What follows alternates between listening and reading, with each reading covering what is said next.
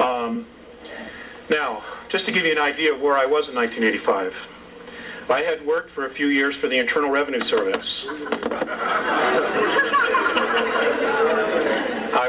I had been a tax collector, and I was assigned to and I'm ashamed to say it, but I was a good tax collector.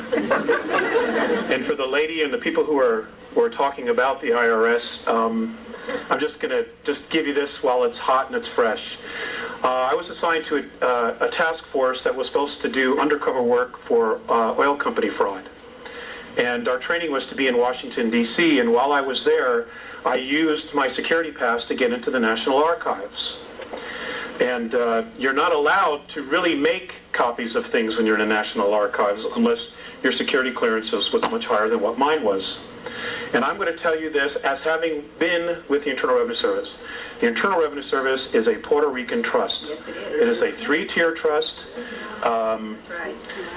I don't know what the 3rd tier is, which is the bottom line, but it's Internal Revenue Service, Puerto Rican Trust, Trust number 62, and I can't tell you what the 3rd one is because it wasn't there. I have that information. Great. People need to know.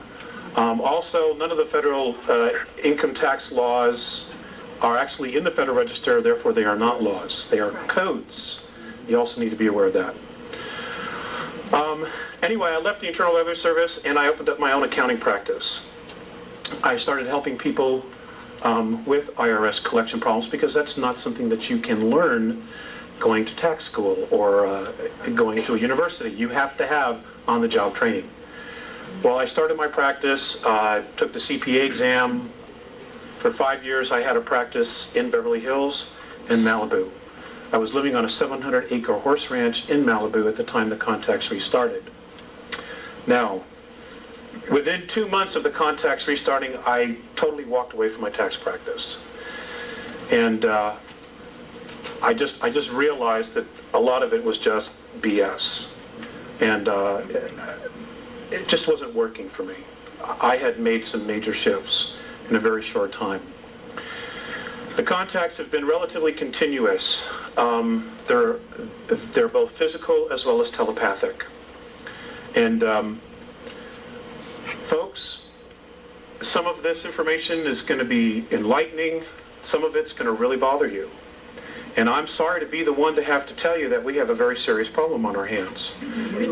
Okay? And it is just not the federal government. It just is not. There is a much bigger scheme going on here. And it involves extraterrestrials who are interested in us as souls. You might refer to the Bible, you might refer to whatever texts or religion you have, but there definitely is a battle of good and evil going on out there, and part of it has to do with us and our solar system because of its location and the minerals that are here.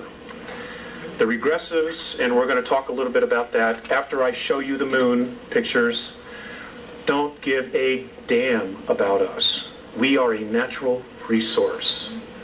Okay? Be really clear when I say this. We are a natural resource to them. They don't care who you are inside. They don't care. As far as the federal government, we watched the movie Rob Roy the other night, and there was a line in that movie that sums it up perfectly. The government believes truth to be a lie undiscovered. But that's really where it's at. That's really where it's at. They are so screwed up that I don't believe they even really remember what the bottom line is now. Okay. If some of you are familiar with Hoagland's information, I think Richard does a good job, but I'm just going to share with you a personal experience that I had with Richard in Los Angeles. I was speaking in Los Angeles. I've spoken along the West Coast quite a bit, in Texas. And there was somebody from Showtime who was doing a private screening in a hotel room of the movie Roswell, the Showtime movie Roswell that they put together. Well, I was invited to go in there. Well, Richard was sitting in the back on a chair. And I'm not reading any more into this. I'm just sharing with you my experience with him one-on-one. I sat down to him and I just looked him straight in the eye, and he didn't have a clue who I was. And I said, Richard, why don't you tell people that the moon is an artificial satellite? And he just looked at me and he says, I'm not ready to.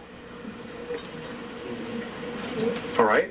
That's my personal experience. It's the only one I have. I think his information is good. But I'm telling you, from my own experience, he's withholding. And I don't understand why he's withholding. I can verify that. Okay? Because you, me, our children, our grandchildren, and our great-grandchildren are the ones at stake here. You know, we don't have anywhere else to go. We don't have any place to hide. This planet is our home. It's our home. And I'm just trying to help. I only have a piece of the puzzle. I don't have the whole puzzle. I think if I did, I'd be dead long time ago.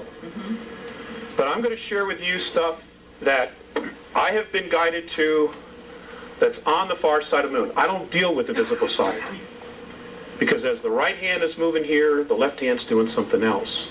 Well, the left hand is the far side of the moon. If you remember the movie Apollo 13,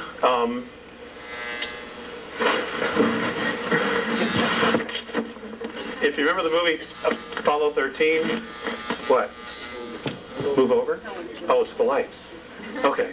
If you remember the movie Apollo 13, all hell's broken loose. They don't know if they're getting home. But they were so concerned about checking out and taking pictures of the far side of the moon. Now here they are, may not get home, but their focus wasn't on getting home. It was seeing what was on the far side of the moon. That is a true enactment, folks. Now I'm going to show you some of the things that are there.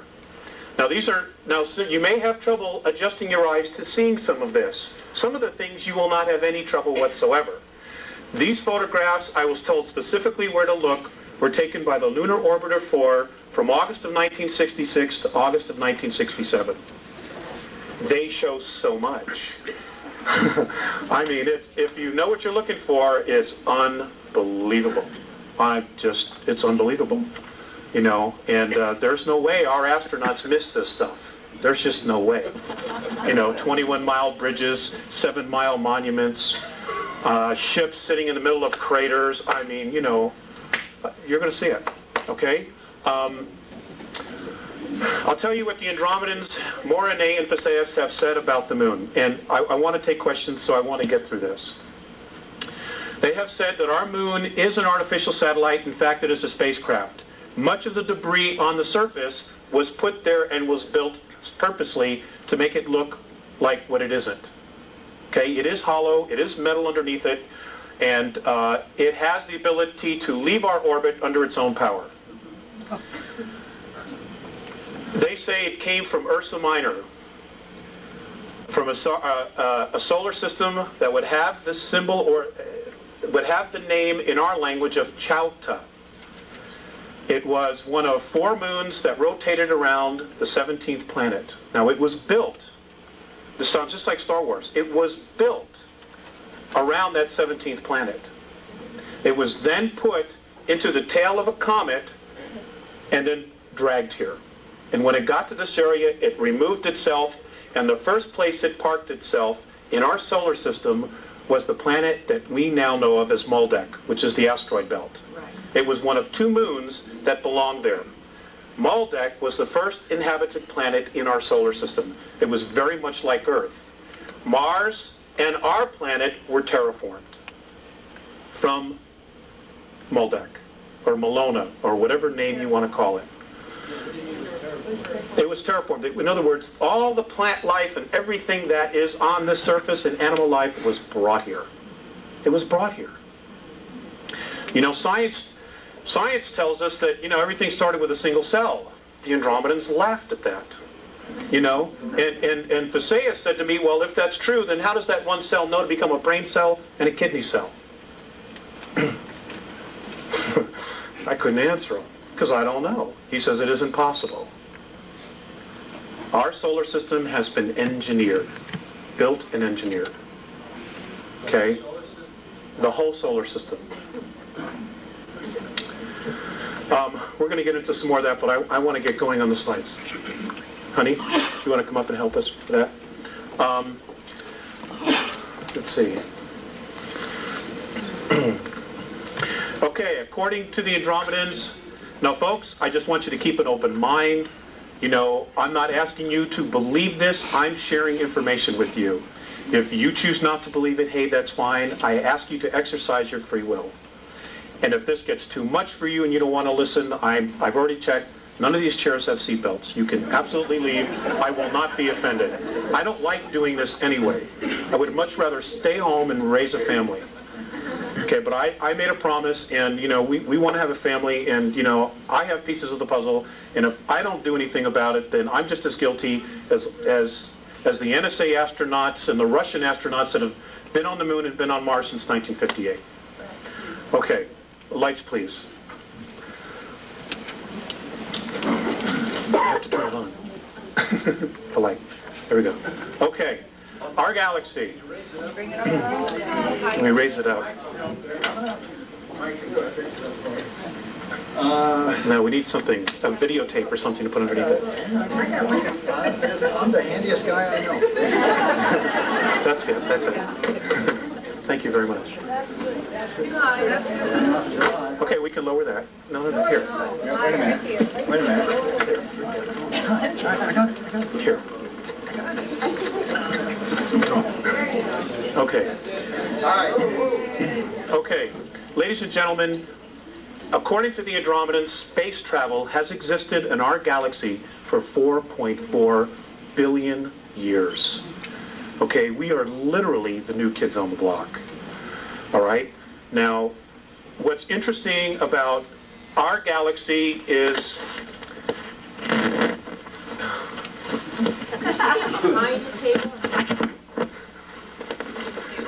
All right. Space travel has existed for 4.4 billion years.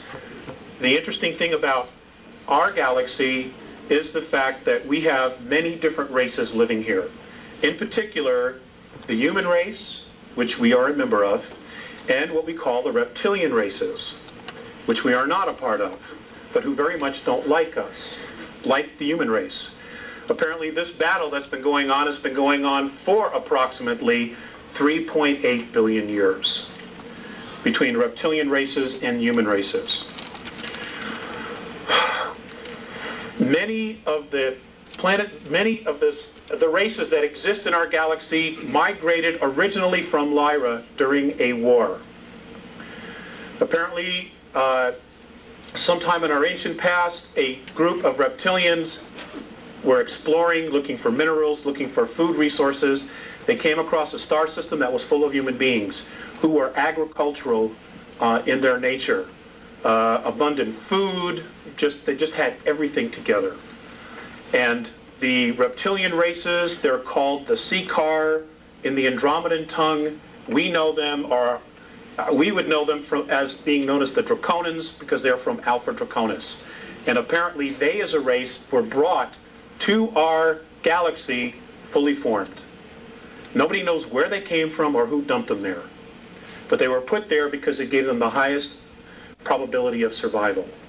Well, they are a remarkable race. They're incredible builders, but they have an attitude problem. And that is that they believe that they are the dominant species and they control everything else.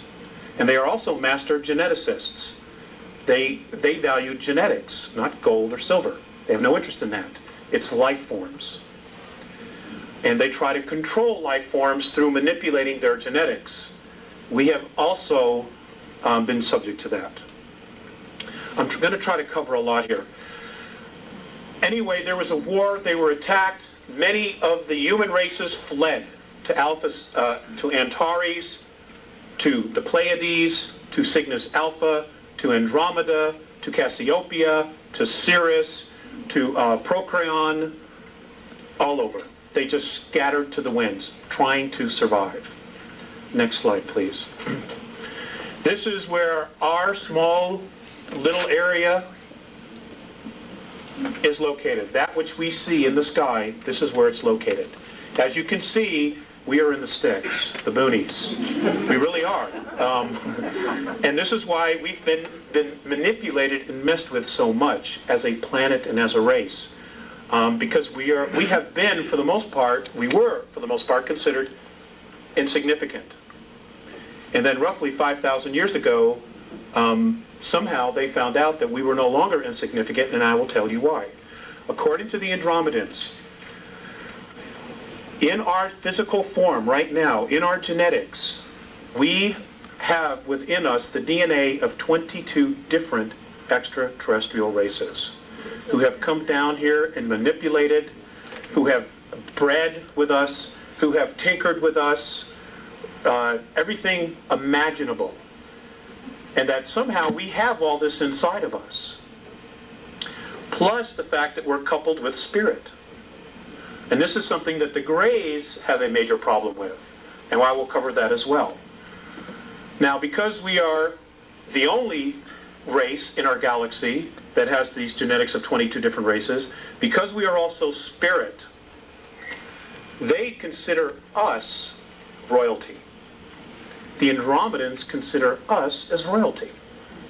Now, one of the factors that they look at, and the thing that totally awes them the most, is the fact that many of the more advanced races use technology to create things, to manifest things.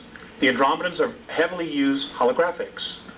Whatever they need, they create holographically. It is physically there, but when they're done with it, they turn off the switch and it's gone. It doesn't just sit there. All right? Like if you go home and your couch, you go away for a year, that couch sits right there. They are amazed at how much energy we put into creating things. Things. Just things. Little tchotchkes that you put on the shelf. Books. You know, all those things take an intense amount of energy to create. They're amazed that we have this ability. The other thing that amazes them is they're also amazed at how easily we can allow our own kind to starve, to go homeless, and to kill each other. They do not understand that at all. Okay, and destroy our environment. One experience, actually I'll give you two experiences. One experience was with Visayas. I had just come up on board, and I was being led into a room, and Visayas had been watching a television transmission from Chicago. And policemen had just shot a black man that was running away. And then the policeman apparently ran over and tried to save his life. Okay?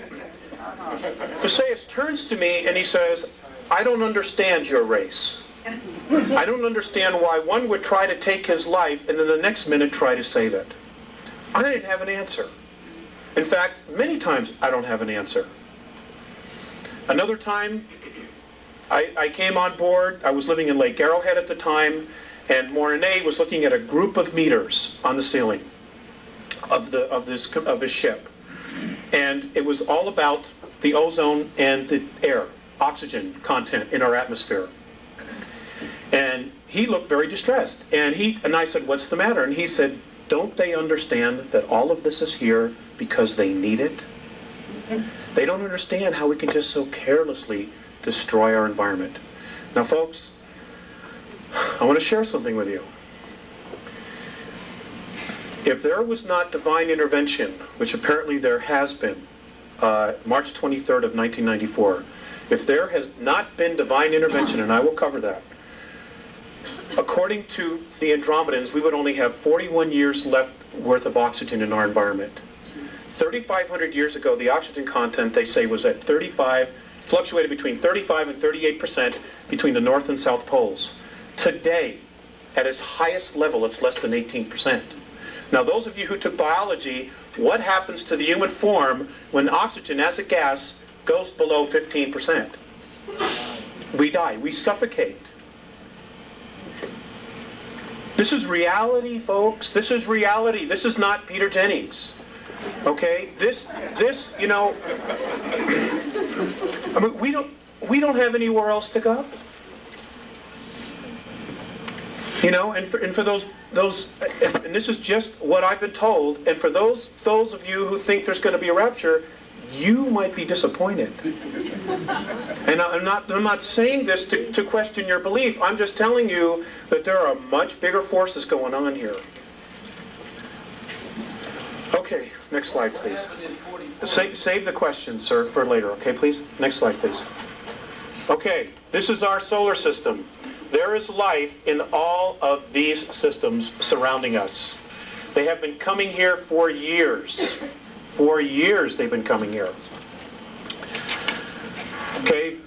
mythology. There's a shred of truth in all of it. The work that Zecharia Sitchin is doing, an absolutely fantastic book is called The Gods of Eden by William Bramley.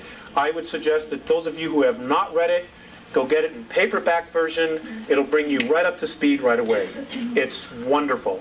And he's not a UFO person, which is why I enjoyed it even more. All the truths just led him right to it. In fact, there's more truth that the aliens are out there than they aren't. They just don't want you to know because they don't want you to know who you are. Because the minute we wake up, the game's over. They cannot control us.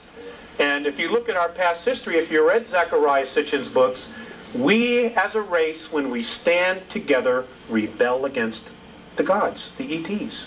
We rebel because they have been, pardon my French, shitting on us for thousands and thousands and thousands of years and holding us back. Next slide, please. Okay, here's Earth. If we could just get a little focus, thanks, honey. This is what's left of Maldek. You know, the series of planets. The moon is not the only artificial. There are 9 artificial moons in our solar system, and I will share with you later what those are. I just want to cover a lot of information. Okay, next slide. Okay. Okay, this is the typical and traditional picture. Does that look focused to you? Yeah. Okay, maybe it doesn't. Okay. This is the traditional picture that we see of Earth. We got an awesome home, folks. It's one of the nicest ones around. But there's some things about our planet that have been withheld from us. For example, our Earth is, in fact, hollow. It is hollow. The next slide, I'm going to show you a NASA photograph that proves that there's an opening at the North Pole. Okay? You can find this photograph in a book called Our Violent Universe by Nigel Calder. It was first released in England, and I don't know how this one slipped through the cracks, but it did. Thank goodness. We are told that the gravity of our planet has to do with the rotation. According to the Andromedans and their science, the radiation of the sun is what causes gravity on planets. And any body, planetary body that is approximately 29.3 miles or larger is capable of sustaining gravity because of the radiations of the sun. Now I realize that flies right in the face of what we've been taught. Well, again, I'm just here sharing with you. If you were to go from the surface, from downstairs to the parking lot, go approximately 821 miles, you would reach a huge open cavern. That does not literally have a sun in it, but apparently they are electrons, and as they go through the surface of the planet, they break down to their finest point, which is light. And that, at the very center of the planet inside, is the strongest force of gravity, and that is why they collect, and that is what is literally the aurora borealis. It is these electrons, these particles, coming out of the top once they have totally broken down, which is why it's almost in a circle. Almost always in a circle. Next slide. Okay, right here. This is just north of Greenland. This is exactly where Admiral Byrd said he flew in. Right there.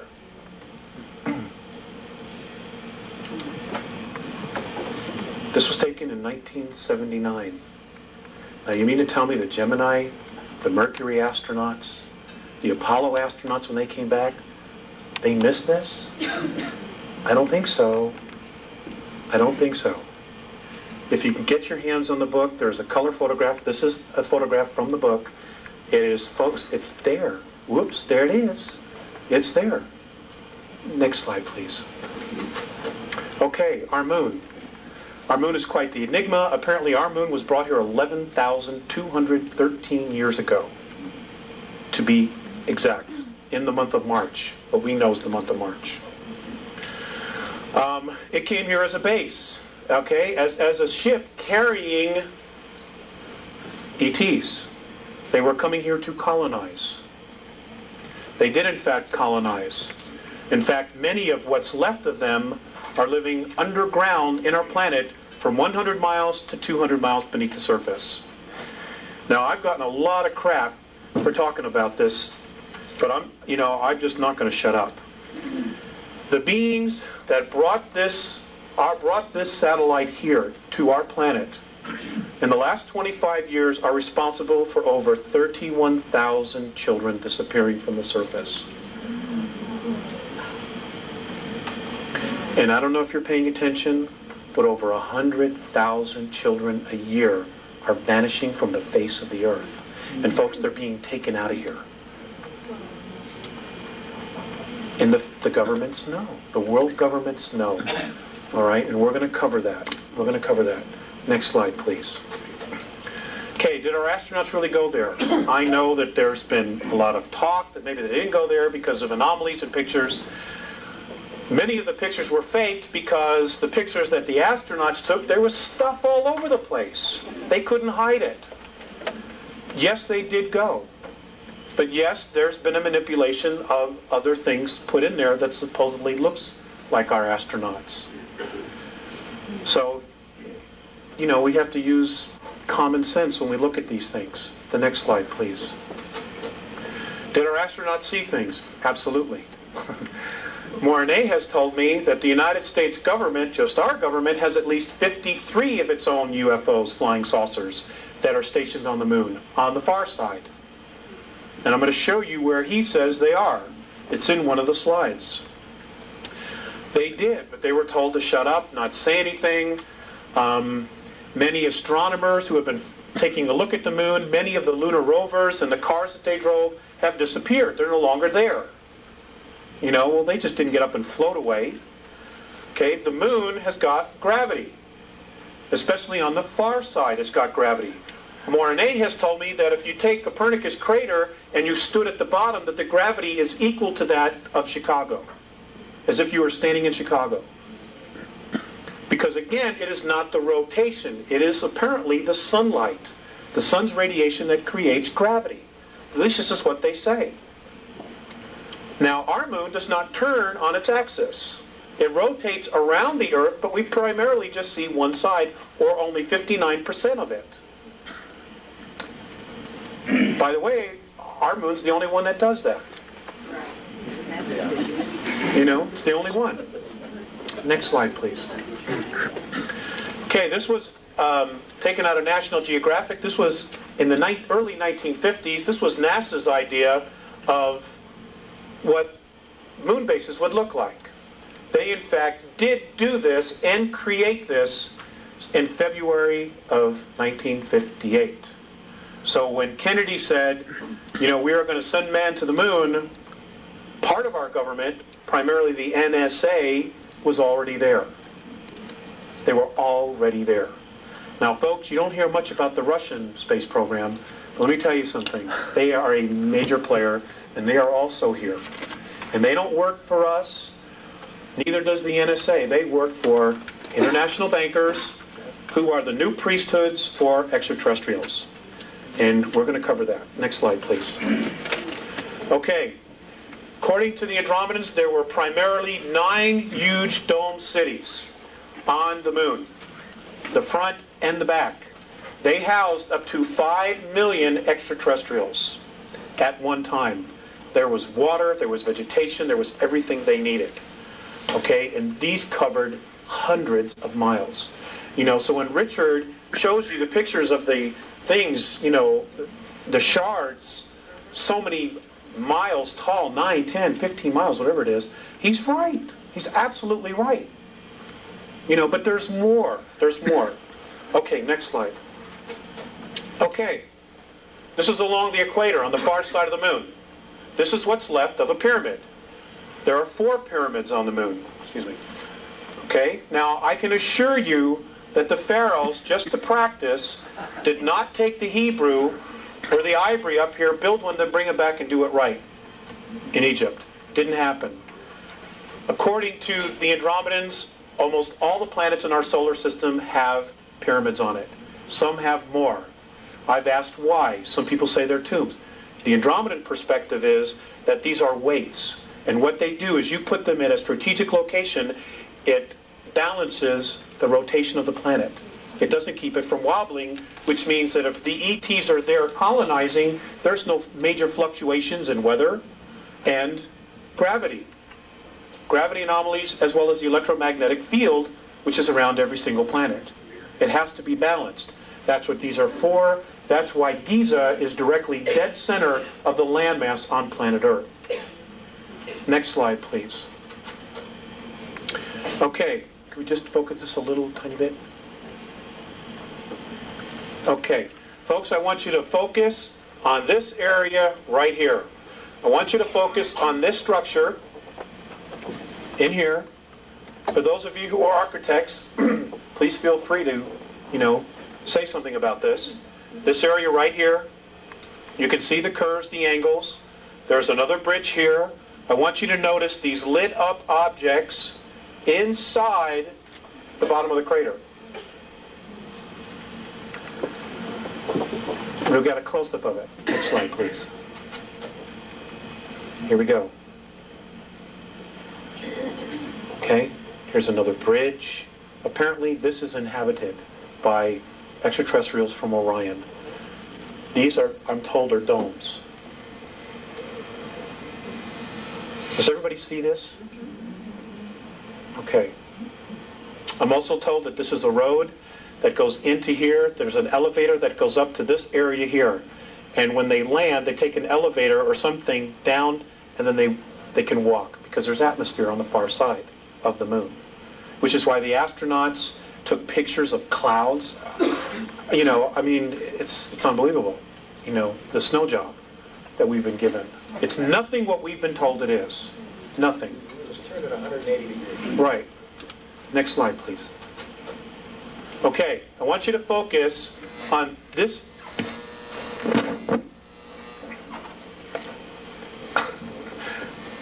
Let me just turn off one. I want you to focus on this area right here. Now, I realize this might be difficult, but I do have a close-up. This is a crater, and there is a structure that comes across it. You can see the sun coming through this way. You can see it shining right here underneath, and you can see this is still in the shade. This structure here. This is a 21-mile long bridge. Next slide, please. Here.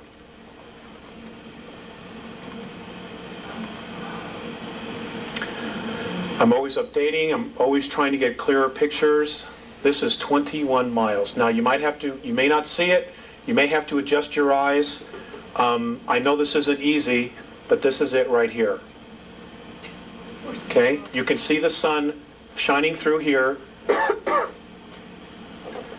Now, we didn't build this. And how is it that our astronauts missed this? 21 miles. That's from here to almost to Boulder. Next slide. Okay. Look at this. Just sitting there parked. This was taken by the Lunar Orbiter in 1966. Next slide. Now, isn't it interesting that we're told that the craters were created by meteorite impact, or incessant meteorite bombardment? I just love that. Okay? And yet, you have full-fledged mountains in the dead center of these craters. Many of them are even higher than the crater walls. Folks, that's just not possible. It is not possible. You have craters that are 30 to 40 miles in diameter. The deepest one is only 7,000 feet. That is also an absolute impossibility. Richard talks about his dome structures, okay, that had some kind of a glass on it.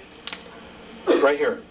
I believe, and I'm told that this is what's left of one of Richard's domes that he has a picture of, with the long shards and the pieces hanging off. This is what's left of it. As you can see, there's a shiny spot of the glass tickered in, but that's what this is right here. This apparently also was a domed city, but it was destroyed by particle beam weapons between what we now know as the Orion group and a group from the Pleiades. This happened approximately 9,600 years ago. Full-out war here. Next slide, please. Okay, I want you to just check out this area here. All these structures, look at these. Apparently these are hangars. This is a complex that is inhabited by human beings from Earth.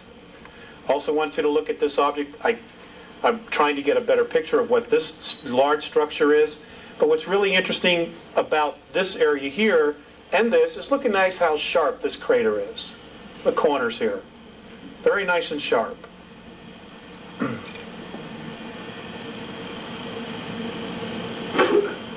Next slide. This is, I just wanted to show you this structure here. This is absolutely not supposed to be there, and apparently it is the ruins of a ship that was destroyed 9,600 years ago. Next slide. Piece of shard.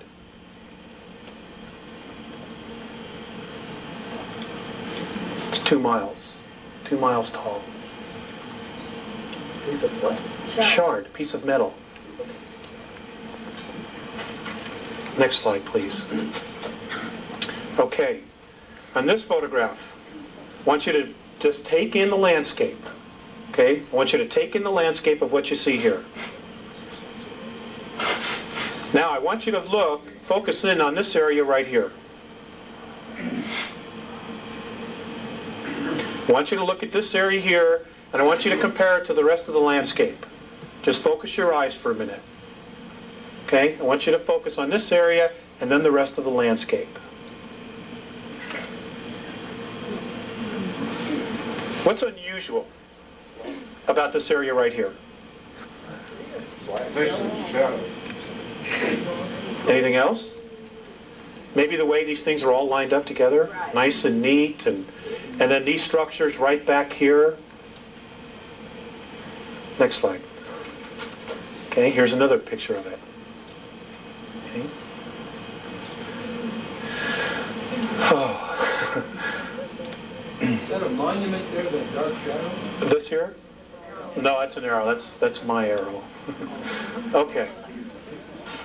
This area here, I have been told by the Sayas and Mornay both, is a base that was built by the United States, the Russians, and the British with the help of bankers, using technology that was given to this elite, this ruling family, by the Greys in 1954.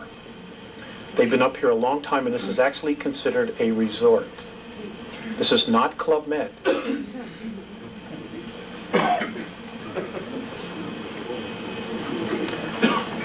Next slide. More ruins down here. Here and in here. These are not supposed to be here. These are pieces of spacecraft apparently that were destroyed 9,600 years ago in a war that took place in our solar system. Next slide, please. Okay, this is the same structures I showed you earlier. Here's some more ruins. Now I want you to look at this area right here. This apparently is what's left of a dome, one of the dome structures. And these pieces that you have on the inside are pieces of the roof that just fell to the floor of the dome. If you can look, if you can see it, you can see there's a circumference. Here's part of the wall that's fallen down this way, okay, and here is part of the dome that is still intact. If we go to the next slide, you might see a little better, but we'll have to focus it right here. Well, maybe not. Okay, this was also destroyed in that war 9,600 years ago. Next slide, please. Now, if you can see this, this is very light. This is a piece of a bridge that crossed this crater where half of it's gone and half of it is just still standing there. I don't know exactly how many miles across this is. But again, how did our astronauts miss this? Next slide, please. Okay, these are more ruins. I myself have even had trouble seeing some of the things in this. but they've been very strong about this particular area, so I felt it was important to include it and just share it with you because maybe somebody in here will see something more than what I see. You know, people often do. So I'm just trying to share it. These structures here, it's a weird place. Again, this is along the equator on the far side of the moon. A lot of those craters have a rising piece in the middle. Yes, sir, they do. Yes, sir, they do. And, you know, some of them are full-fledged mountains, and they're just not supposed to be there. Next slide, please. Okay, now, look at this.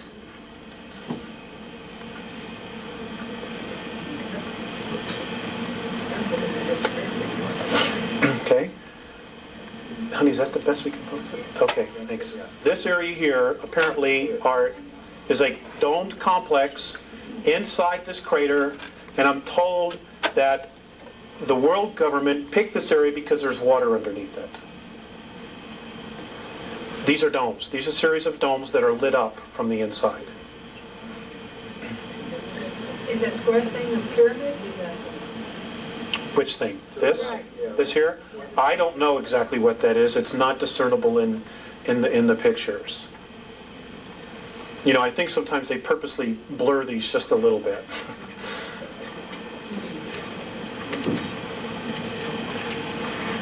Next slide, please. Here's another area in another crater. This is all lit up from the inside.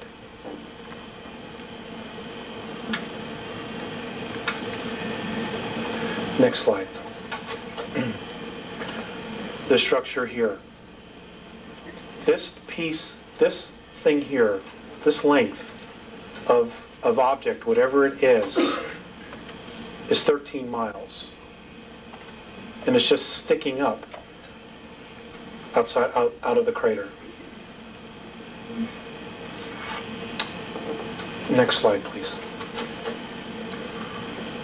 Okay. Now, I want you to look at this area right here. Everybody see this area? Is that a yes?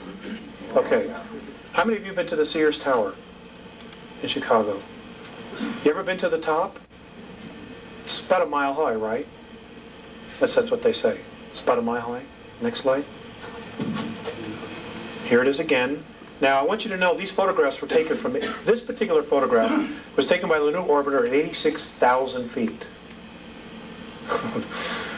Okay? According to Morine, this is 7 miles high. And it's a monument to one of the old ETs. Next slide. Here's a close-up of it. What kind of lizard? Your suspicions are pretty accurate. Back up just one more time. Okay. Now let's look. Now just, you know, look at the rest of the terrain here. Okay? Look at the rest of the terrain and just look at how this sticks out. 7 miles. How come our astronauts missed it? I mean, I hate to be redundant, but I'm just hoping somebody will have the answer. Next slide. Oh, we did that. Okay. One more time. Okay. This particular area, I'm told, is now being reactivated. They say, Morine and Phaseus have said that all of this are ruins and that there are underground facilities all through this area. And I just wanted to share it with you because they're very strong about this particular area. And this is a dome that is apparently that was still left intact.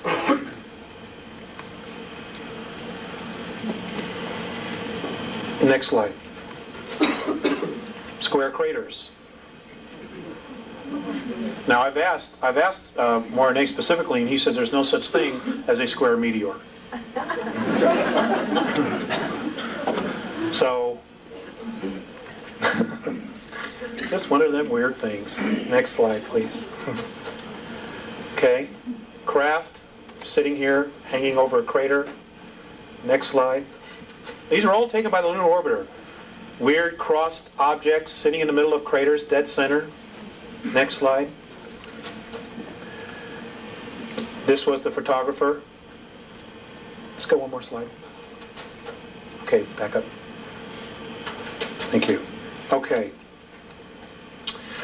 Ladies and gentlemen, somebody else, I think George Leonard wrote this, somebody else is on the moon. George Leonard, yeah. George Leonard. Somebody else is absolutely living on the moon.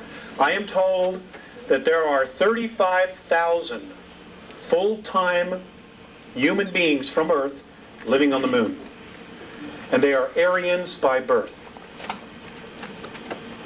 Now, let me just say that one more time. They are Aryans by birth. They are Aryans by birth. You're going to have to research them, because if I come right out and say it, I'll get in deep trouble. Okay? Aryans by birth. They're Nazis.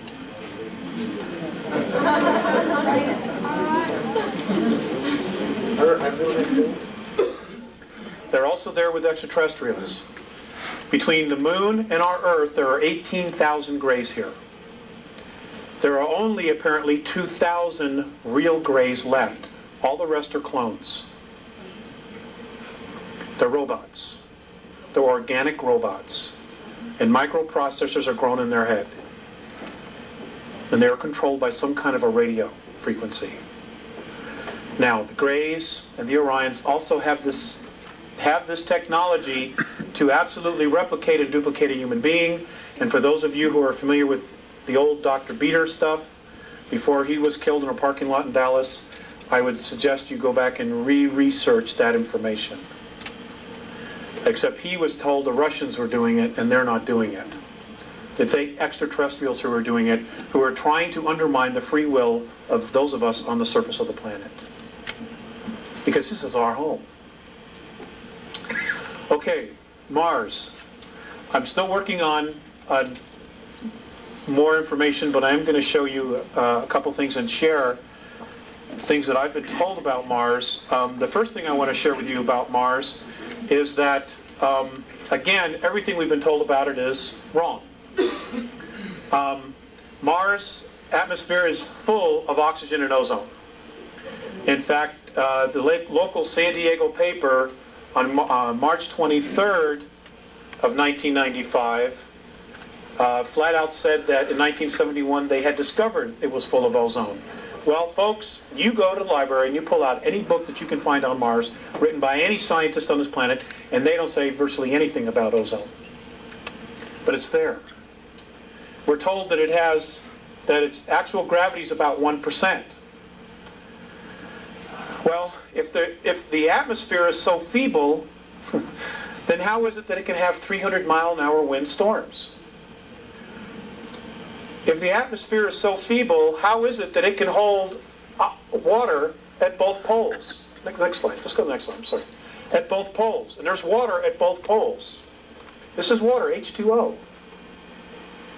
We're told that the Martian atmosphere never gets above 129 degrees below zero. And yet, this past February or March, you had a picture from the Hubble telescope of Mars and the North Polar Cap melting. Now, I'm not a scientist, but tell me, how does water melt at 129 degrees below zero? I'm open. I'm open.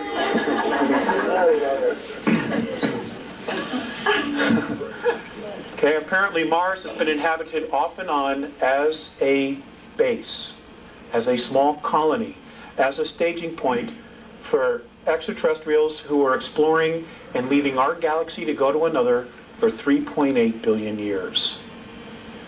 The ruins that Richard shows and other people, they're tombs. This is what I'm told, that they're tombs. And that there's far more there than is being shown. Most of it's been buried. Because during a war previous 69 million years ago, Mars was almost exactly like Earth. In fact, Mornay has said that many of the animal life that was on Mars is on Earth. That when we get there, when we as a race get there, publicly get there, we will find that there were dinosaurs. Many of the exact same animals and mammals and reptiles were on both our worlds. And that Mars had a totally different orbit.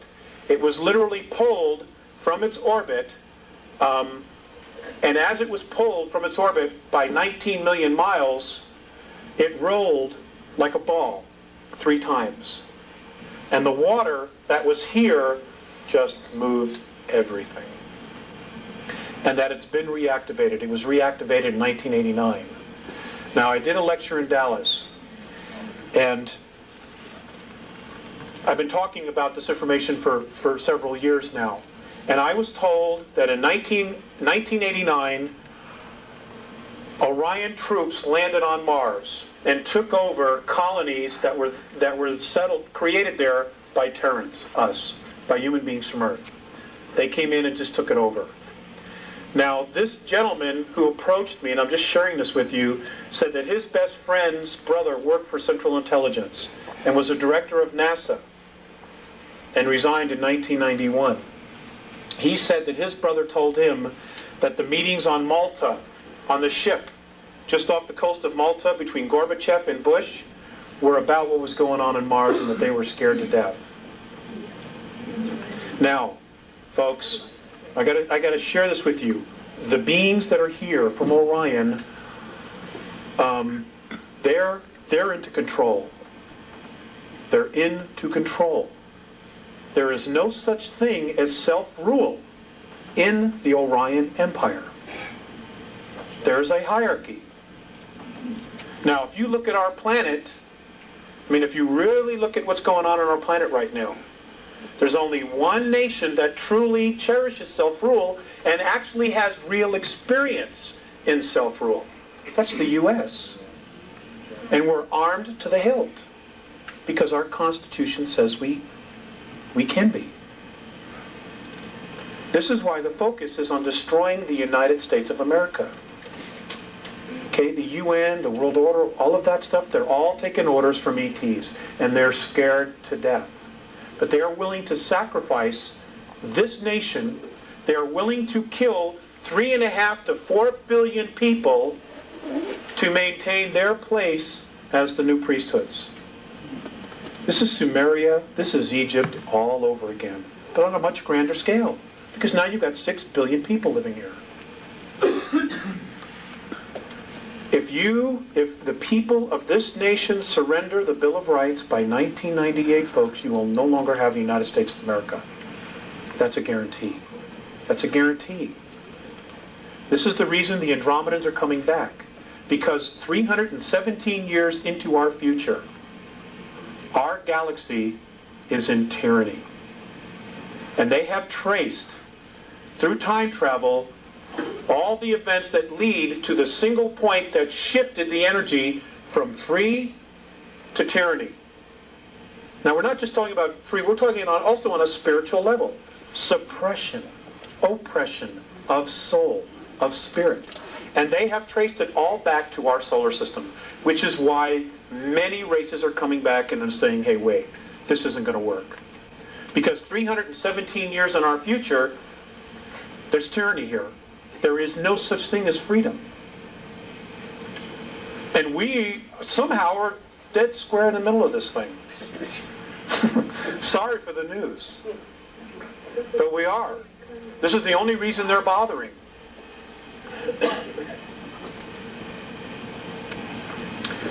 Next slide. Save your questions, please. Write them down, okay? You all know about the face, or most of you, I'm sure, do. There is a lot more in this area that needs to be explored. Those of you who are researchers, please get pictures of not the face, but go north, where the mountains are. Okay? There are ruins everywhere. There are domes collapsed on top of themselves. In fact, there's one that's still there that looks like Texas Stadium in Dallas, with the opening in the middle. It's there. It's there. Next slide. I just put this in because everybody's interested in the physics. I'm not a physics person. But it is important because it all matches up. You know, there are symbols in all of this. In fact, I want to share with you about crop circles. I've asked a lot of questions about crop circles, and I'm told that there are 2 groups leaving crop circles. There is the Andromedan Council, which is made up of 139 different races, which is putting encoded information into the Earth to help stabilize it from Earth calamities. They're trying to buy us time. And many of the other crop circles that are being left by Orion. Now, where are they coming from? They're coming from Hale-Bopp. Hale-Bopp. Hale-Bopp is not a comet. It's not a comet. It has an atmosphere of 2 million miles. It has changed course 4 times, and Morine has said it will change course 2 more times before it gets here. There is also the same kind of an object coming from Cancer on its way here. I am told that there are 2 planetary bodies in the tail of what we call Hale-Bopp, and the minute it passes through our solar system, those 2 structures, which are ships, are going to move out of the tail and move into an orbit around Mercury. And this is in February, March of '97, and they're going to tell us they're here for sure. That'll be the latest. The highest probabilities is that by the end of November of this year, after Spielberg's movie about Roswell is released, they're going to start telling you that they're coming, that they've picked up signals. And the truth is they picked up signals back in 1960, you know. And in fact, they were already on the moon in 1960 with extraterrestrial help. So, I mean, the whole thing is a conspiracy within a conspiracy within a conspiracy, and it is all to keep us fat, dumb, and stupid. Not to spook the herd, as a friend of mine said. Because they fear us. They fear us. Because if we stand together and we ask for benevolent help, folks, it's going to be there. In fact, I've been told that the Andromedan Council has already decided to directly intervene, but I don't know what that is. I can tell you this, that the Pleiadians are at full-fledged war with the Greys outside our solar system. They're dying on both sides. This is going on, and the Hubble telescope sees it, and there are 2 Hubble telescopes, not 1. The Russians sent 1 up. But you're not being told about that.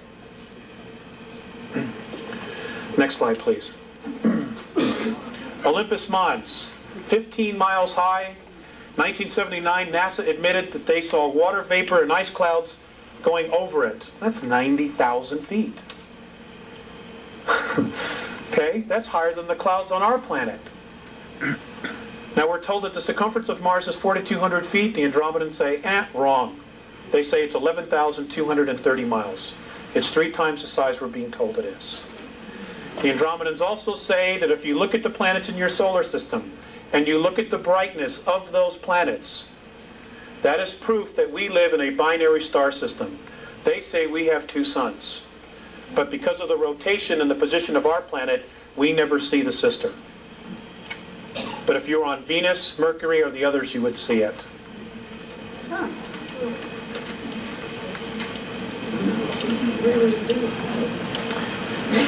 They rotate around each other. I realize it flies in the face of everything.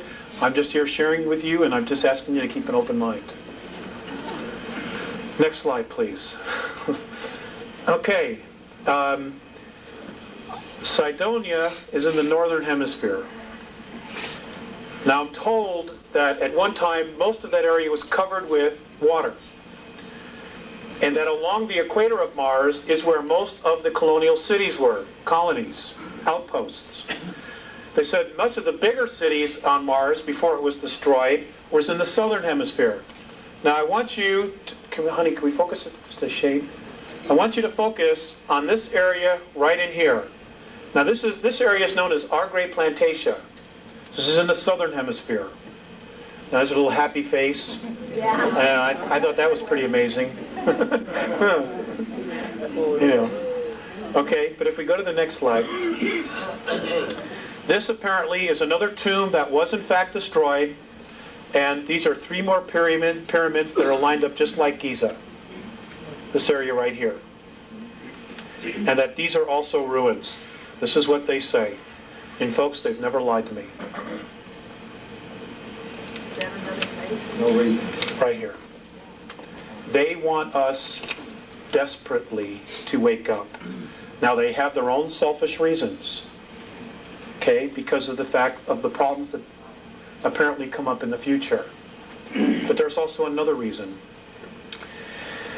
Many of the human races in our galaxy because of so much interbreeding between the one race, the genetics apparently are starting to break down. There's only one race in our galaxy that can give these particular human races a genetic boost, and that's us. But they can't use our genetics. They can't even approach us because of the vibration we all move at, which is fear and anger. They say when we're not taking advantage of others, we're taking advantage of ourselves. That's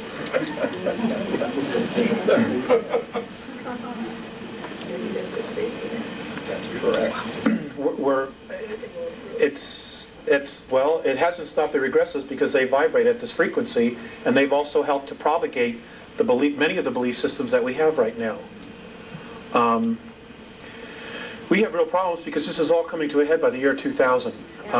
They're going to be here in 97, and official protocol ships from Orion are going to be here.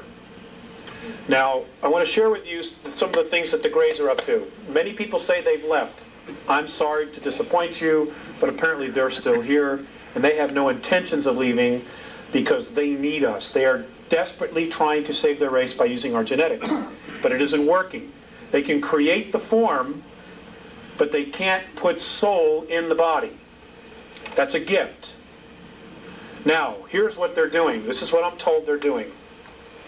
I'm told that many of the abductions that are occurring now, that the vital body, the aura of the people being abducted, which is primarily the females in a family, and it's usually the first and second daughter and the mother.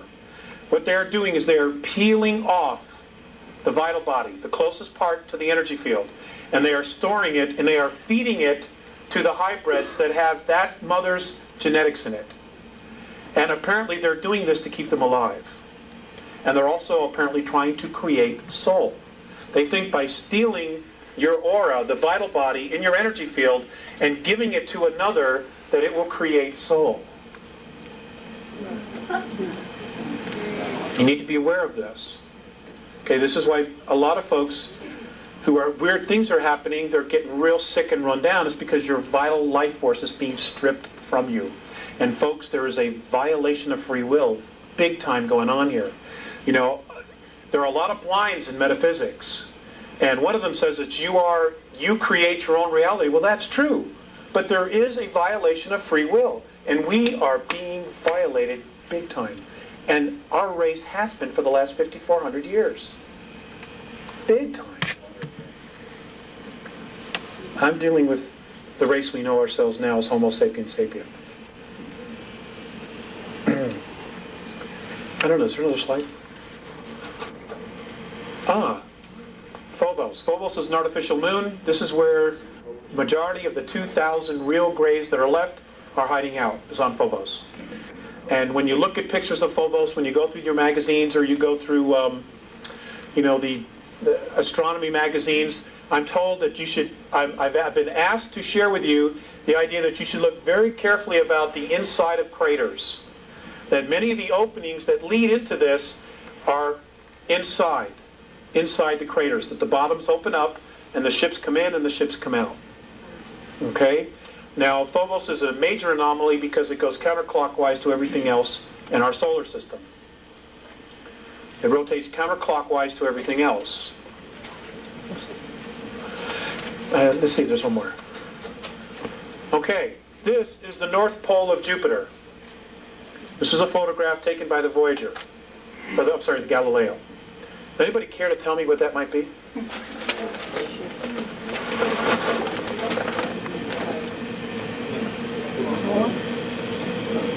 I don't know either. Yes, that's the North Pole. When it went over, it photographed this sitting there.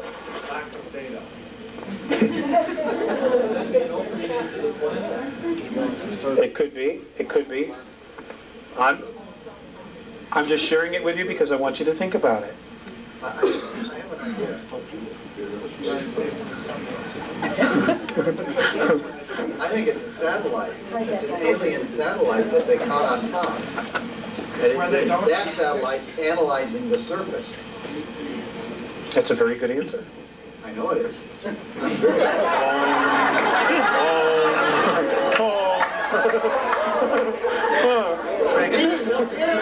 One day they'll get it.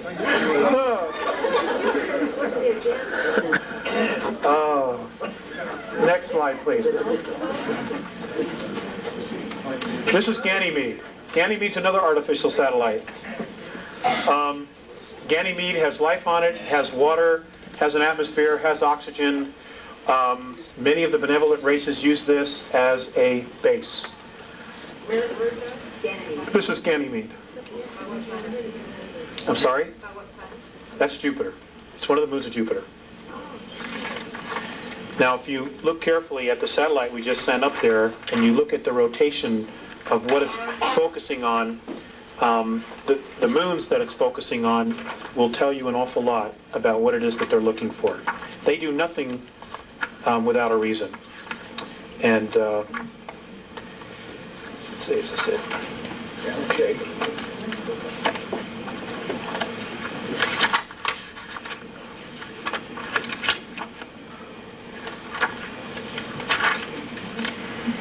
Okay, next slide, please. I think that's the last one. That's the last one. Okay, we can have the lights be great. Thank you, Dean. Okay, I can come out from behind here.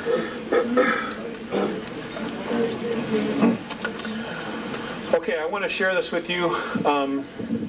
This last thing, I was told that March 23rd, 1994, that 19 suns pole shifted in our galaxy, and that many are pole shifting all the time. At exactly the same moment that the suns in our galaxy pole shifted, a color and sound frequency started emanating from all the black holes in the known universe.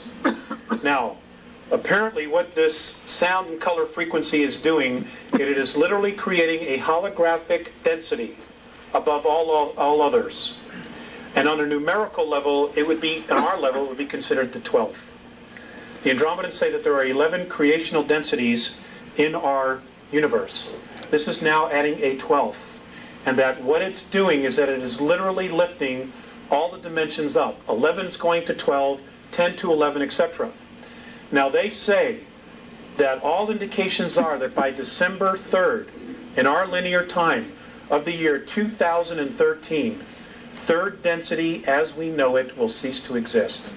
It is now presently imploding on itself as it is being raised to a higher vibration. And that those of us who stick around and go for the ride will be moving through fourth into fifth density. Just like that. And that we will start to see very clear indications of this around the year 2007. Now, apparently the Andromedan Council, which is a group of 139 planetary systems, and I can't tell you exactly how many races because I don't know, has made a decision and has told all of the extraterrestrial influences in our solar system, both benevolent and non-benevolent, and those who are in the middle, to be out of this solar system no later than August 12th, 2003. I don't know how they're going to back it up, but apparently they've decided they're going to. So they want them all out of here. Now, if this happens, and they do leave, you're going to see incredible things. If they do not, I have been told to tell you this, that there's a very high probability that we will wake up one morning or go outside one night and the moon will not be there. It will be towed towards Jupiter. And they will deal with the energies that are there out there. Because if they have to go to battle and the moon gets destroyed, it will destroy most of the Earth because, pieces of it will come here. Plus, it has an energy source inside of itself. Okay, it's a spacecraft. So this is another possibility, and I talked about the tides. I mentioned the tides and more, and they said, hey, that's no big deal. We can just get you another one. Apparently, it's no big deal. Planetary science is no big deal when you're at that level of technology. Yes, ma'am. I noticed that the moon had moved closer to Earth. What do they say about that? About 2 years ago. Apparently, it's moving closer all the time. the Andromedans say that it's moving 9 inches closer to us, and we're not being told about anything about it. They also have said that Mars is also moving closer to us as well. Is there any purpose in that? That it's moving closer? I don't know what it is. Unless it's to disrupt the gravity pull will create earthquakes. What's 9 inches have to do with 240,000 miles? I don't know, sir. I don't know. I'm not a scientist. I don't know. We're getting to where people in the back cannot hear these questions. I'm sorry. I'll repeat the questions when they're said. Thank you, Dean. Yes, ma'am. Yeah. If most of those satellites are artificially made, why do they make the surface so rough? The question is if the satellites or the moons are artificially created, why do they make the surfaces so rough? Obviously to hide what they are. Other than that, I don't know. Ma'am in the back. Yes, we really have a struggle going on between basically good and evil. Are the benevolent people more, aliens more powerful, or is there more of them? I mean, do we really have a chance? Okay. The question is, if there's really a battle between good and evil, are the benevolents more powerful? Do they have more? And do we really have a chance? Oh, gosh. I've been told that if they stuck together, yes, they could resolve the situation here. But there are some significant problems that they have. Now, back in 1985, when I was being told all of this, there were a lot of discussions going on back in Andromeda about what to do with us. Now, half of the Andromedan Council didn't want anything to do with us. And their reasons were this. These were their sole reasons for not wanting to help us. They don't respect their home, they don't respect each other, and they don't respect themselves. What is their value? Now, those that wanted to help, because they have seen us as totally being violated with our free will, somehow convinced them that this was a worthwhile project. Now, intervention not only changes our reality, it changes their reality. And one of the things that the Andromedans and Morine has said specifically is they don't want to come down here and help us when we don't want to help ourselves. Because then they end up babysitting. And if something happens, then we could always blame them. And the cycle starts all over again. This is about self-responsibility. That's what this whole thing is about. There are one group of ETs who say, well, there's no way. You cannot be self-responsible. You cannot rule yourselves. And then we were given this opportunity 200 and some odd years ago to try this experiment. And we succeeded in doing it. But now we're being lulled back into a place where we want somebody to take care of us. Yeah. And you know that you're going to sacrifice your freedom. I'm not about to do that. Me either. So who's going to win? I don't know. I wish I knew. I wish I had a place to hide till it was over, but I don't. Their interference has caused a lot of this to surface. I mean, they've kind of, changed our direction as to what we might have been able to accomplish. You're right. The question was, she added, that we've been manipulated and they've helped to change us into a different direction. You're absolutely right. However, when I brought that question up to Mornay, he looked at me and he said, are you aware that your government is drugging its young people? And I said, well, yes. He says, are you aware of a couple other things that he mentioned which are really sensitive? And I said, well, yes. He says, well, what has your race done about it? I mean, 1986, 1987, West 57th Street, twice in 6 months, showed Air Force personnel unloading bales of marijuana and cocaine off of planes at Hempstead Air Force Base and loading it up with weapons and taking off for Costa Rica. Twice they showed this on national TV. What happened? West 57th Street was taken off the air, And nobody did anything. Again, it comes back to self-responsibility. They are watching us. They are watching us and saying, should we come in and help this race when they don't want to clean up their own act, when they don't want to take care of their own? Do you realize, do you realize that we're the only planet where we allow our own kind to starve? We're the only ones. As big a jerks as the Orions are, they take care of their own. They don't let them starve. We do it for money. I can't be bothered. I got an appointment. I got to get my nails done. I mean, it's ridiculous. We have got to make a shift here, big time. And those who don't want to make a shift are going to be checking out. Because the frequency, everything is changing, folks. And I'm not trying to instill fear in you. I'm trying to share with you what they've told me. And they have not been wrong. Things are going to radically change. And it's going to start just like this. It has. You watch November of this year, it's going to get really weird in this country. Really weird. They're going to try to divide us. And because if you divide, you can conquer.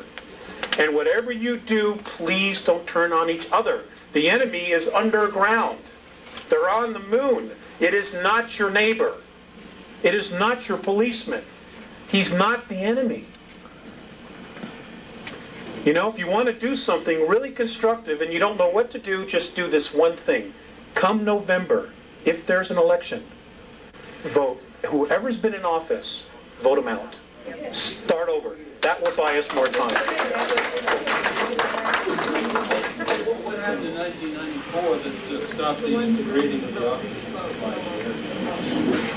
Nothing. Apparently there's been this divine intervention and third density is moving into fifth.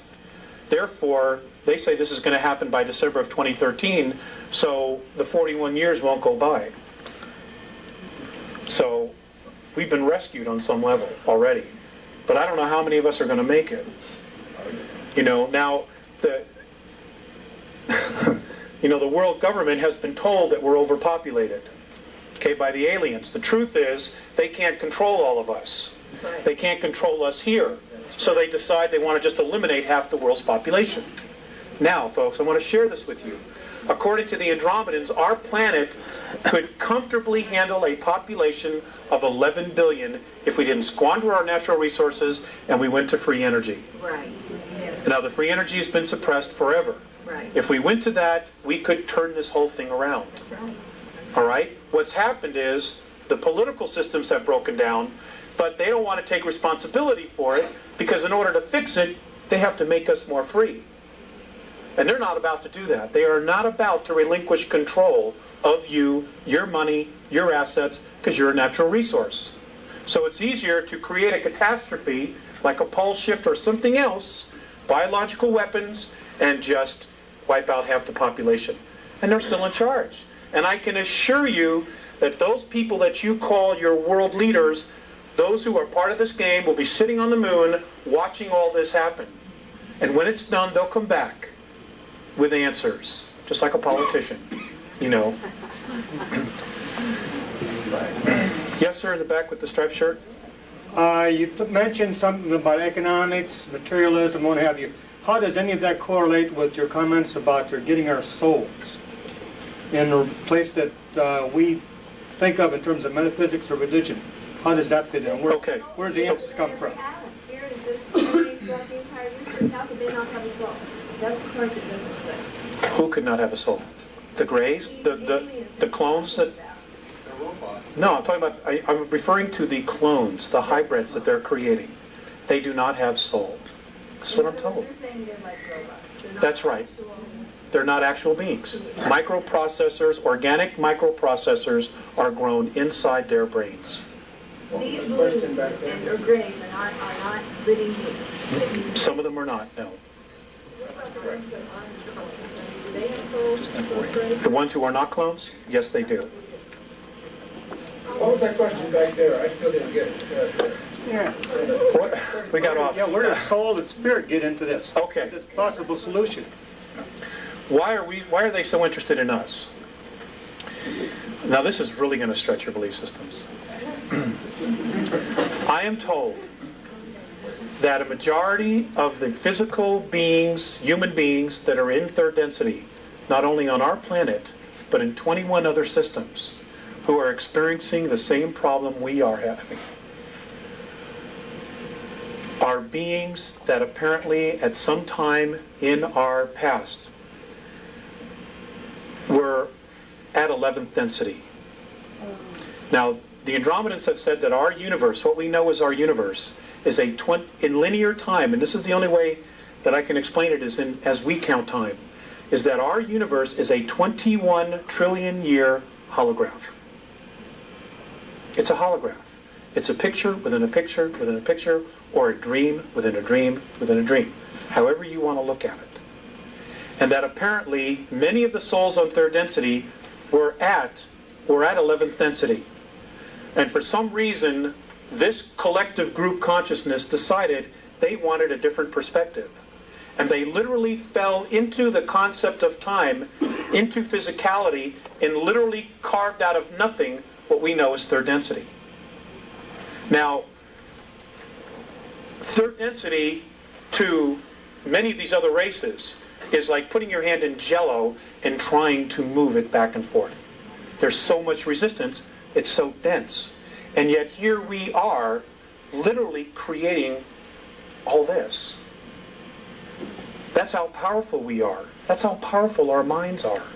Which is why there's been so much focus on brainwashing, on trying to make us victims, or believe that we're victims. Because the minute we wake up and we take a step back, detached, and see our situation for what it really is, they've lost control. It ends there the minute we awake. And this is why channeled information, so many different races and beings are trying to light the fire underneath us. Because they can't directly come in and interfere unless a percentage of us ask for permission. Because then it's a violation of free will. And they've done exactly what the regressives have done. Even though it was for our own good. You cannot violate free will. That's the law. So they're trying to help us awaken and at the same time try to make us think it's our idea. That's the trick. And it's working, I think, to a degree. But, you know, how quickly it's working, I just don't know. I'm scared. I'll be perfectly honest with you. I am scared about what the next 4 years are going to bring.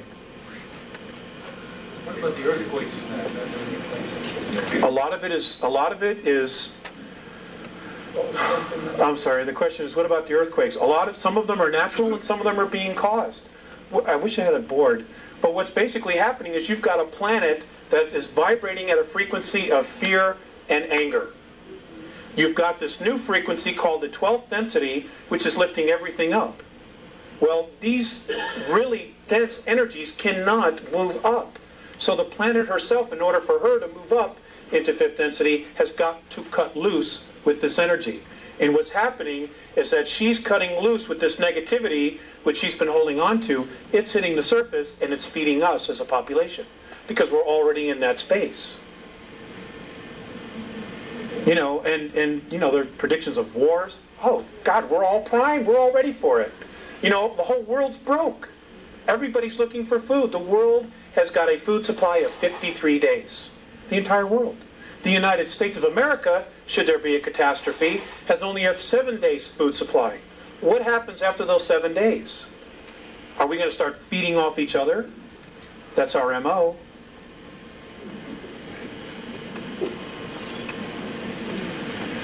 Yes, sir. Before you go any further, can you define what you mean by density, third density? Okay, can you define densities, frequencies? Density and dimension, they're really one and the same thing. They are a frequency in which light and sound oscillate at. We oscillate at a specific range. Other things oscillate at other ranges, higher ranges. There really isn't anything lower than us at this present time. You know, we've hit bottom, there's only one place to go, and that's up, as the old saying is. So it's a frequency, it's light, it's sound. If this is a holograph, if what they're saying is right, that this is a 21 trillion year old holograph, then all of this is just light and sound. Now, there are places in space where there is nothing, no matter. According to the Andromedans, those are areas that have not been magnetized by thought. Now, with the first aspect of physicality, the first sign of creation, they say, is the electron. The moment that particle is magnetized by thought, it comes alive, and it starts to create and manifest whatever is energizing it or magnetizing it. I know it's out there. I still have trouble with understanding a lot of it. Yes, ma'am. Does this time frequency that you speak of for the 2013, does that have anything to do with what some people are talking about, some of the astrologers and others, about the entryway, the photon band or photon belt? The question was, does the time of 2013 have anything to do with what astrologers or astronomers are saying about the photon belt? Ma'am, they have never mentioned anything about the photon belt. In fact, the Andromedans have absolutely no belief system whatsoever in astrology. And I don't mean to offend anybody, this is their perspective. They say it's all a belief system. How does it all agree with King James Version? I don't know. I don't know. I'll tell you. The gentleman said, why does this all agree? He said, why does this all agree with the King James Version? How does this all agree with the King James Version? Well, I will just tell you, this is a very touchy subject. I will just tell you this, that Morine has told me that it is more important to know why you believe something than the fact that you believe it. And in their opinion, the fact that we all believe, or a majority of the people believe in the book of Revelations, that we are literally going to self-fulfill it.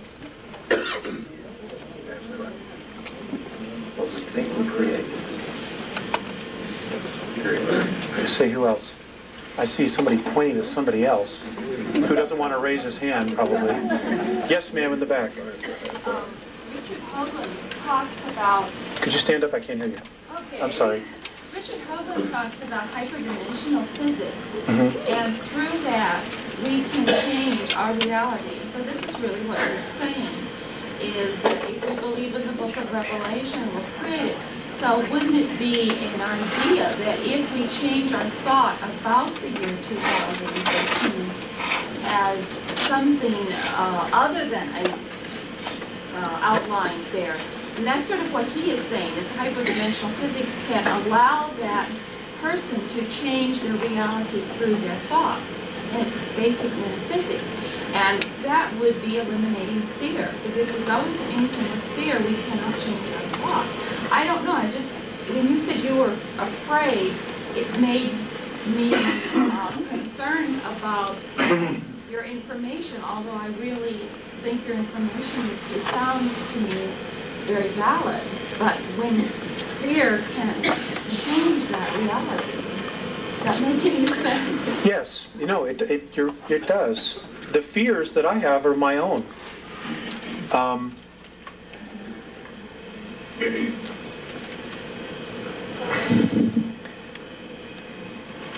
How do I put this? I have a lot of years invested as a child and as a young adult in Christianity. I have been made aware of the fact that there's no net underneath me. No net at all. And the fear that I have is my own belief in myself to be totally self-responsible. I can admit that. So that's the fear. Because if there's no net underneath me, it lies squarely on my shoulders to figure out my reality. And when I see all this stuff going on, what is it that I want to create? What do I want to create? My wife and I want to have a baby. I'm 39 years old. I've been in many other relationships, and I've raised other children that weren't my own. Now I want to raise my own. And, there's a lot of things going on that influence that decision. So I share the information, but I'm also sharing myself. So, you have to take that whatever way you want. Yes, ma'am. Question about reincarnation. If, say, the Earth is destroyed in the future, where are the souls going to reincarnate? Are we going to be going to other planets where they have similar life forms? They're supposed to go into, or what? What's the theory on that? Okay. The question was about reincarnation. If the Earth is destroyed in the future, where will all these souls go to continue to reincarnate? That's a great question. I will share with you a couple things about that. Their theory, the Andromedan theory on that is this. They say that all physical matter that is in this 21 trillion year old holograph came out of what we know as black holes. So the Big Bang theory is correct in its simplicity. But apparently what happened was some other universes somewhere also went through the process of evolving, and those things that chose not to evolve, to raise their frequency for whatever reason, were taken into black holes, and because spirit cannot be destroyed, it has to create another space to continue to evolve. Now the Andromedans call that space consciousness. They call our universe consciousness, because that's what created it. They say this is happening all over again. And the London Sunday Times, this past Sunday, for those of you on January 1st, the London Sunday Times on the back, apparently the Hubble telescope has found a floating black hole that is moving through, it's right now in Virgo, it is floating, and it is pulling some suns, some stars into it, but not others. And they're gone. And they're actually watching this thing now. And that's the London Sunday Times, January 1st, for those of you who want to go to your newsstands and try to get it. It's on the back page of the front section. Big article. Okay, so, there's a God.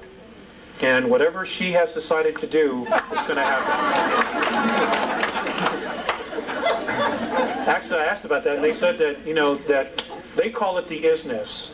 They themselves don't know exactly what it is, but just that it holds everything together. But that if they had to give it a gender, it would be female. Thank you. Because it creates life. Yes, ma'am. One of the crop circles, or a couple of them actually, this last summer, showed the planets around the sun, almost like your one picture was there with the asteroid belt, but it was interesting that where the Earth is supposed to be, there was no planet. There was the ring there that showed the orbit, but there was no planet. Did you see that crop circle? I did not, but somebody told me about it in Dallas. Yeah. I don't know. I've not had an opportunity to ask about that. But ask them, would you? I'd like to know the answer. I promise. Believe me, I have a list of questions. I'll get to you in one sec. They say that the crop circles are fifth-dimensional geometry.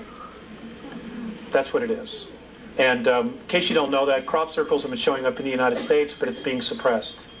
And they're primarily showing up along fault lines on the West Coast.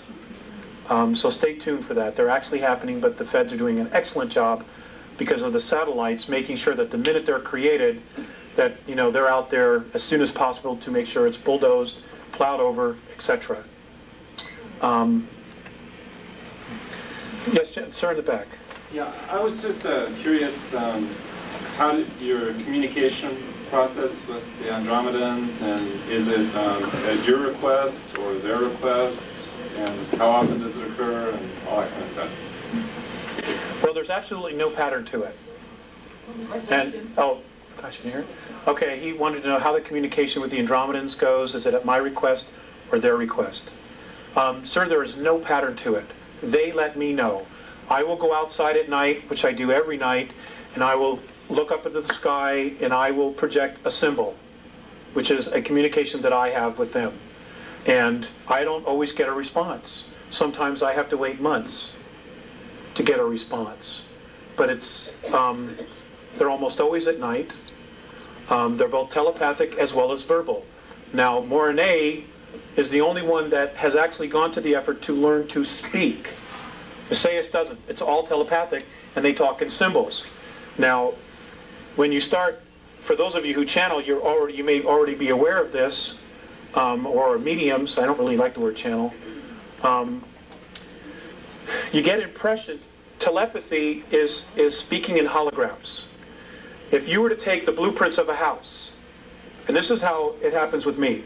If you were to take the best way I can describe it is this: when you were to take the blueprints of a house, the first page, which is the foundation, then the electric, and then the plumbing, and you take that whole stack of papers, and you put it all together. Okay, when somebody's talking to you telepathically, they're giving you that entire concept of everything like this. The whole thing is right there. It is not where I am describing, well, sir, we take this, we move it to the front of the house, then we take this beam and move it there. It's not like that. You get the whole thing instantly. And then you have to learn how to unravel it. It's taken me years to do this. And they've been really patient. And I'm not the only one. They're talking to 3 other people. I'm the 4th. There's one in Argentina, who I don't know yet, but I've met somebody who does know him. There's one in Asia and one in Europe. And there are other groups that are also contacting a lot of people here. Because we're different. We are really different. I'm not saying we're better, but we're different. And they apparently see some value in us, those that really want to help. Even the regressives see value in us, which is why they're so hell-bent on trying to control us and to suppress us. Now, ladies and gentlemen, there's a lot of energies coming. There are a lot of earth changes that are coming. I can tell you this beyond a shadow of a doubt, absolute proof, positive, inside of myself, because I've been shown it. In 8 years, Southern California will be 8 islands. That's it. It's all going to be water, except for those mountaintops. So if you have family there, you got to let them know. New York City by the year 2000 will not be there. It will be ash. It will be sacrificed. It's going to be sacrificed. The powers that be have already made that decision. Sacrificed. It'll be a sacrifice. What does that mean? An offering. An offering. Those souls that live there, their energy is going to be an offering. You mean whoever it is going to try to capture those souls? Yes, ma'am. Yes, ma'am. Yes, ma'am, they can. It's because what's underneath. Yes, sir.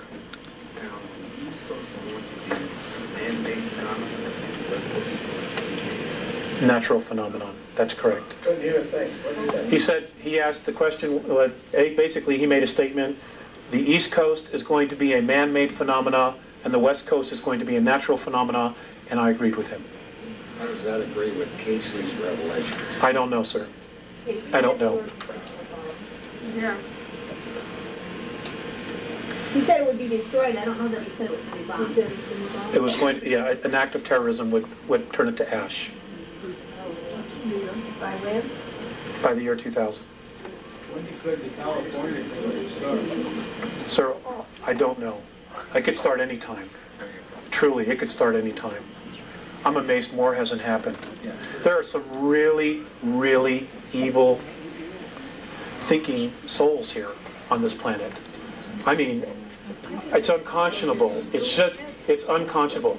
If those of you know anything about the UN Biodiversity Treaty, if you look at some of the wording that's in it, it doesn't sound like a human being wrote that at all. No. You know, it's just too weird. There's just so much weird stuff. You know, and that's because they were influenced. You think the UN was set up by extraterrestrials? That I don't know. I think that maybe in its original conception it was honest, but it's certainly been perverted. Certainly been perverted. I want to get somebody who hasn't asked a question. Yes, ma'am. Can you comment on the angels that are now saying, or the angels, the article about angels, everybody's looking at them, and also the term walk-ins? Okay. The question was, can I comment on angels and can I comment on walk-ins? As far as angels, the Andromedans consider anybody who has spirit to be an angel. You know, you make your choices. You walk on one side or you walk on the other, or you find the middle path. Most of us are on one side or the other, and we're desperately looking for the middle path. It's just spirit. They're just folks on the other side, beings on the other side, who are trying to help and influence us to make decisions for ourselves. If any of these angels supposedly tell you that they have all the information and that they need to follow, you need to follow them, like i.e. Ramtha, you need to be you got to use more common sense and really trust your gut instinct, because this is all about our evolution. You know, if it's true that we've been on 11th density, then we have knowledge, we have experiences that none of these other races have. And we already know how to do this. And we already know. And we just have to somehow find out those keys. Every single one of you in this room has a piece of this puzzle. Every single one of you. You know? And you gotta honor that piece that you have. And you've got to honor yourselves. Don't let anybody tell you that you're not awesome, because you are. You are so awesome. It's just beyond words. You know, they want to consider you a natural resource. You will only be that if you believe it. It's that simple. This does not have to be a major struggle. You know, unless we just stick our heads in the sand and go into denial. I mean, how could you be in denial with all this stuff that's going on? I mean, it blows my mind. The regressives consider us a natural resource. They feed off of us. We make things for them. We produce for them. We create energy for them. They harvest our thoughts. They're channels. You know, we can create things out of thin air, literally out of thin air, that they need technology to do.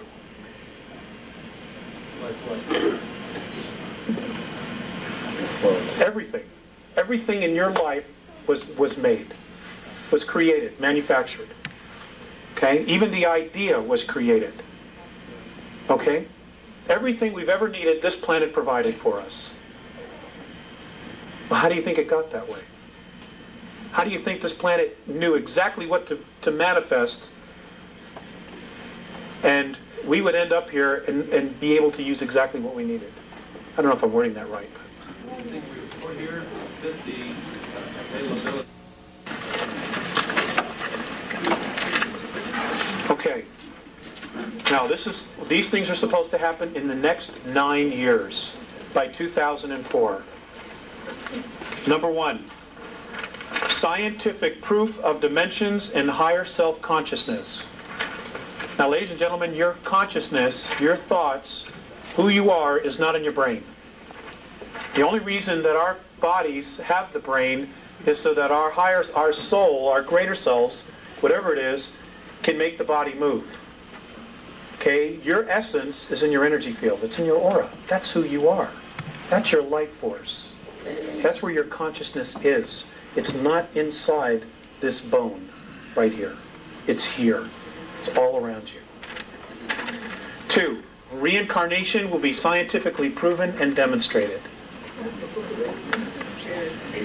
3, acknowledgement of other life in the galaxy and universe. Ample proof already exists on Moon, Mars, and on the Earth. 4, extraterrestrial contact from at least 9 different races. Now that's going to blow some minds. Introduction of free clean energy devices based on magnetic fields of energy. Of course, they'll be introduced. You notice the word there. They've already been built. That the Earth is hollow and capable of sustaining life, and the existence of a city known as Kal-Ni-Gor, which is in the hollow Earth, that was originally built by Lyrans. Lyrans were one of the original races of human beings. Number 7, rediscovery of the lost lands of Atlantis in the Atlantic and in the Pacific a very large temple complex still intact that belonged to Lemuria, approximately 150 miles southwest of Easter Island. Now that's going to blow some minds. Number 8, reality that all we see in the physical is a holographic imprint directed and created from a higher portion of ourselves. Apparently, in the next 18, 19 years, we as a race are going to evolve over 150 years. It's going to be like that. Which is the way it should be. I mean, for every, I don't know if you're aware of this, but for every 2 years that passes, military technology advances 44 years. Do you have any idea the toys they have that you paid for? I mean, it's awesome stuff. And of course, they don't want to let us play in a sandbox. I mean, it's ridiculous. Would you go back to the one that you said just before you said we will evolve over 150 years in the next how many years? In the next 18 years, we are supposed to evolve over 150 years. And then there was a statement you made before that, all that we see in the physical is a holographic imprint directed and created from a higher portion of ourselves. Number 9, human consciousness is not in the brain, but located in its entirety in the energy field and aura. This is the 1.5 to 5 ounces that the body loses at the moment of death. That's who you are. That's the only part of you that's really you. You just create this to play the game here. Okay. Number 10. How our past and present educational processes have not prepared us to be completely conscious, creative thinkers. That's for sure.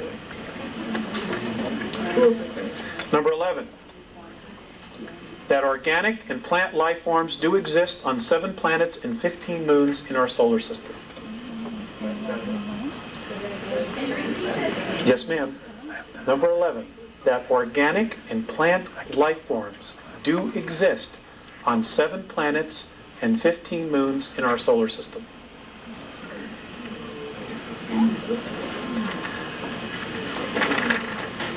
Now, just because we don't have the technology to pick it up doesn't mean it isn't there. Okay? Number 12. Rediscovery that each of us is a part of the whole of the universe, and we are a significant part of that idea that we call God. And that God is the idea called love.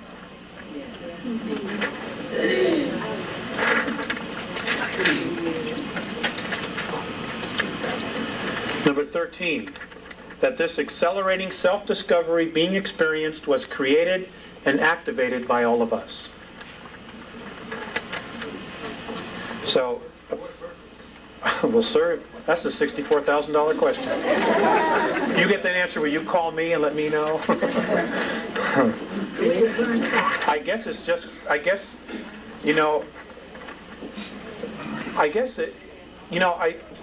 when I look at history, and I look at where we are today, there's a history of history repeating itself. And, it's like a hamster that climbs on the wheel.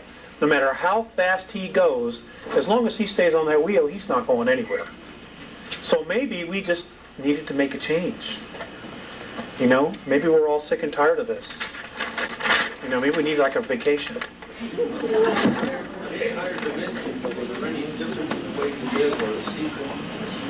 My understanding, sir, is that they are different. Your consciousness is completely different. And this is important. There is a physicality on all dimensions. Okay? Because there's a physicality. It's different from us. For example, fifth density, we live in a color spectrum of 72 colors or light frequencies. Fifth density is 214. That's a major shift. That's a major shift. Number 14, that we as a product of extraterrestrial genetic manipulations are possessors of a vast gene pool that has many different racial memory banks of at least 22 extraterrestrial races in our DNA. Many different racial memory banks. That means that when things get a little bit higher, Our kids, you're going to start knowing things that you don't have any idea how you know, but you do know it. You will know languages that haven't been spoken on this planet for thousands and thousands of years. You will just know because it's inside of us. We're a library. You know, Barbara Marciniak, her piece, they talk about this as well, and I think some of the other groups do. Because of our genetic heritage, we are considered royalty. We need to acknowledge it, acknowledge ourselves, and seize our genetic heritage. Now, I'm going to end on this. Actually, I'm going to end on two things. I was having a particularly bad month. Personal relationships and just everything else. And it was time for me to come back here. I was living in Lake Arrowhead at the time, which is in Southern California. And I didn't want to come back. I flat just did not want to come back. So I got really upset. I started to cry, and I didn't want to come back. And as I found myself on the ground again, I remember I heard Visayas' voice in the back of my head. He said, "Turn around." I turned around, and he was at the door of the craft as it was starting to take off. And he looked at me and he said, "Alex, the love that you withhold is the pain that you carry, lifetime after lifetime." And I just want to pass that on to you, because nothing else that they have said has changed me more significantly than that. Yes, the love that you withhold is the pain that you carry, lifetime after lifetime. With that thought, Alex, you disturbed me a while ago. You said you didn't have a net, and yet you just defined your net. What gave you the idea that you did not have a net? It's a belief in oneself, sir. I think that's what it is. It's a belief in oneself. A belief in the God in you? Well, yeah. But we'll talk about that. We'll talk about that. I'm trying not to give all of myself away here. Hold on. I want to end up with this. I'm done with this. Squeaking and squawking and buzzing. I once asked